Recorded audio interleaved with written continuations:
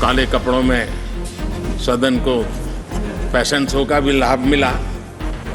तो ऐसी विविधताओं के अनुभव के बीच हमारा कार्यकाल बीता और मैं तो अब खड़गे जी आ गए हैं, तो मेरा एक धर्म तो निभाना ही पड़ता है मुझे। और भी ऐसी कुछ घटना हुई, कभी कभी फैशन परेड का भी हमने दृश्य देखा। काले कपड़ों में सदन को फैशन शो का भी लाभ मिला। तो ऐसी विविधताओं के अनुभव के बीच हमारा कार्यकाल बीता और मैं तो अब खड़गे जी आ गए हैं, तो मेरा एक धर्म तो निभाना ही पड़ता है मुझे। कभी कभी कुछ काम इतने अच्छे होते हैं जो बहुत लंबे समय तक उपयोगी होते हैं। हमारे यहाँ कोई बच्चा कुछ अच्छी चीज़ कर लेता है, कोई बच्चा अच्छे कपड़े वपड़े पहन करके अवसर के लिए तैयार होता है, तो परिवार में एक आध स्वजन आ जाता है, अरे किसी की नज़र लग जाएगी, इसको काला टीका कर दो। तो ऐसे काला टीका कर देते हैं। आज देश पिछले 10 साल में समृद्धि के नए नए शिखर सर कर रहा है।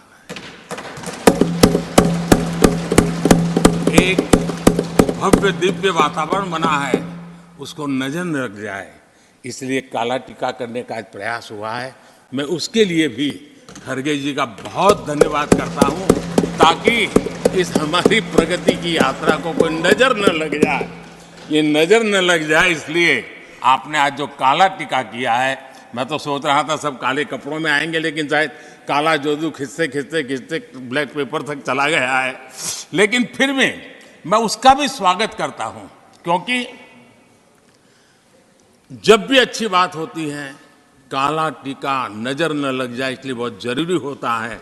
और उस पवित्र काम को, और आज जिस उम्र के हैं उस व्यक्ति जब ये काम करता है तो जरा अच्छा रहता है।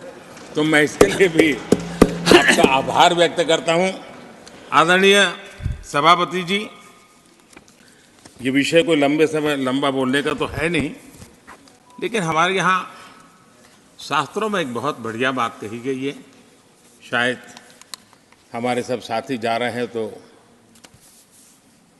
जो कमी भी हमें महसूस होगी उनकी, क्योंकि उनके विचारों का लाभ जो आ जाएंगे वापस, वो तो और तेज तर्रार होकर के आएंगे। जिसको हमला करना है वो भी मज़ेदार हमले करेंगे, और जिसको रक्षा कवच बनाना है वो भी बढ़िया बनाएंगे। वो अपना काम चलता रहेगा। हमारे यहाँ शास्त्रों में कहा गया है, गुणा गुणज्ञेषु गुणा भवन्ति, गुणा गुणज्ञेषु गुणा भवन्ति, ते निर्गुणम प्राप्य भवन्ति दोषाः, ते निर्गुणम प्राप्य भवन्ति दोषाः। आस्वाद्य तोया प्रवहन्ति नद्यः, समुद्र मासाद्वय भवन्तय पेया। उसका मतलब है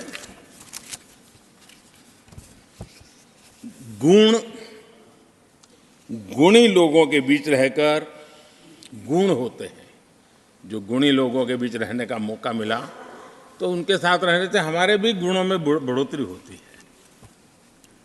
निर्गुण को प्राप्त करके वो दोष युक्त हो जाते हैं। अगर गुणियों के बीच में बैठते हैं तो गुण तो बढ़ जाता है, लेकिन गुण ही नहीं है तो दोष बढ़ जाते हैं।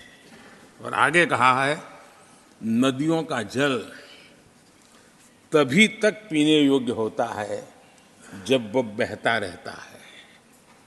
सदन में भी हर 2 साल के बाद नया प्रवाह आता है, और जब तक बहता रहता है, लेकिन नदी कितनी ही मीठी क्यों ना हो, पानी कितना ही स्वादिष्ट क्यों ना हो, लेकिन जैसे ही समुद्र से मिल जाती हैं वो किसी काम की रहती नहीं है। उसमें दोष आ जाते हैं, दोष युक्त हो जाते हैं। और इसलिए समुद्र को प्राप्त करने के बाद पीने योग्य नहीं रहता। मैं समझता हूँ ये संदेश हर एक के जीवन में प्रेरक रहेगा। इसी भावना के साथ जो साथी समाज जीवन के एक बहुत बड़े फलक पर जा रहे हैं। इस जीवंत यूनिवर्सिटी से अनुभव प्राप्त करके जा रहे हैं।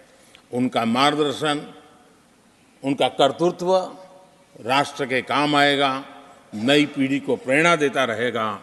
मैं सभी साथियों को हृदय से अनेक अनेक शुभकामनाएं देता हूं। बहुत बहुत धन्यवाद।